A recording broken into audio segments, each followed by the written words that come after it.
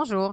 Alors aujourd'hui, nous allons voir comment utiliser le rapporteur d'angle pour mesurer des angles aigus ou obtus.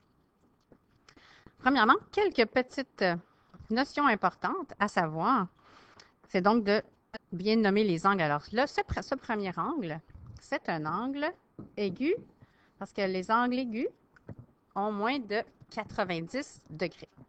Ce deuxième angle, ici, est un angle qu'on appelle obtus puisqu'il est plus grand que 90 degrés. Et ce dernier angle, qu'on va voir un peu plus tard dans une autre leçon, cet angle extérieur, on appelle ça un angle rentrant, parce qu'il est donc plus grand que 180 degrés. Donc aujourd'hui, on ne va pas voir comment mesurer les angles rentrants, mais plutôt juste les aigus et obtus. Et dans une autre leçon, on verra comment mesurer les angles rentrants. Alors, en utilisant le rapporteur d'angle, la première, je vais le grossir un peu. Alors, pour utiliser le rapporteur d'angle sur un angle, il faut premièrement bien placer la ligne de foi, qui est la ligne tout en bas, ici.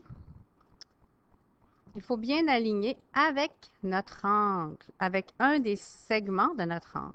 Là, je suis bien alignée sur mon segment. Par contre, il me reste une deuxième étape, c'est de placer le centre de mon rapporteur d'angle là où les deux segments se touchent. À la toute fin, là où ils se touchent. Alors, parfois, ça demande un peu de précision. Ensuite, comme j'ai mis ma ligne de foi sur ce côté, sur la base de cet angle-là, je vais prendre les chiffres en ordre croissant à partir de ce segment-là. Alors, je monte 10, 20, 30, 40, 50, 60, 70. Un peu plus de 70, mais moins de 80. Cet angle mesure 78 degrés.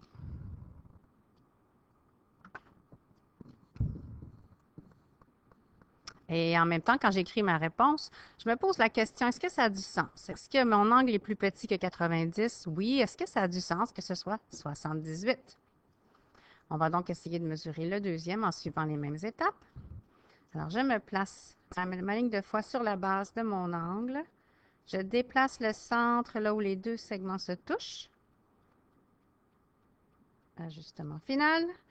Et je commence toujours avec les chiffres en ordre croissant, ici, parce que c'est cette base-là que j'ai utilisée. Alors, je poursuis toujours. Et ici, je peux voir que cet angle-là mesure un peu plus de 140. Il mesure 143 degrés. Alors, quand je l'écris, je me pose la question, est-ce que ça a du sens? Oui, mon angle est plus de 90 degrés. 143 degrés, ça a du sens.